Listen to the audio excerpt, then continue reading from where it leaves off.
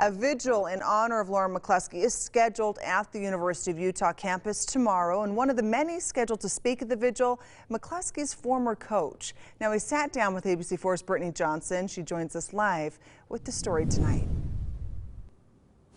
Lauren McCluskey's former high school club track coach made it very clear tonight they are done crying. He says it's time to stand up to the University of Utah and demand that they take responsibility for Lauren McCluskey's death and that they implement changes that will help keep other students safe.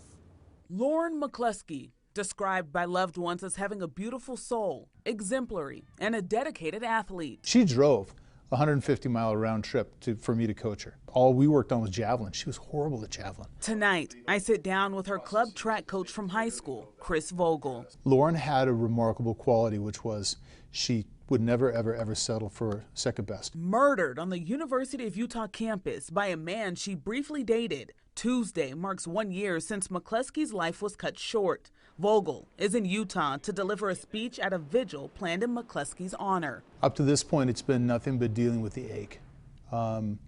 The heartache, the brutality of what happened to us, the shock, the crying that we've had for a year.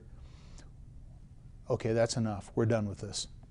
We're done with the crying piece. Next step. Let's go ahead and get things going. Leading up to her death, McCluskey reached out to campus police multiple times for help. Vogel says the university failed her. They didn't value it. That is the ugly truth, is that Lauren's life was not, at some very basic levels, worth fighting for. And they didn't realize that they were actually gambling with life. It is clear that there were mistakes and shortcomings in that case.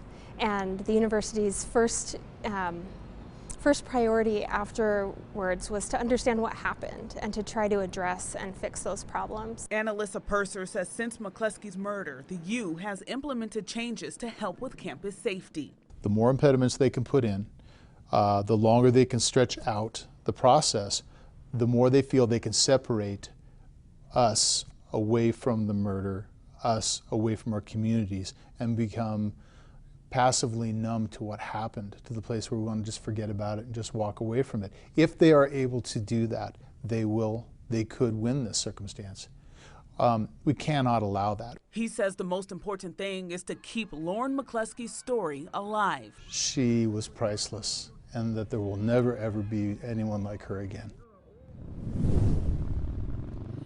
And I asked Chris what the solution is. He says he wants the University of Utah to support Senate Bill 134. That would require Utah top technical colleges and Utah's public universities to draft a campus safety plan to tackle things like sexual assault, domestic violence, and stalking.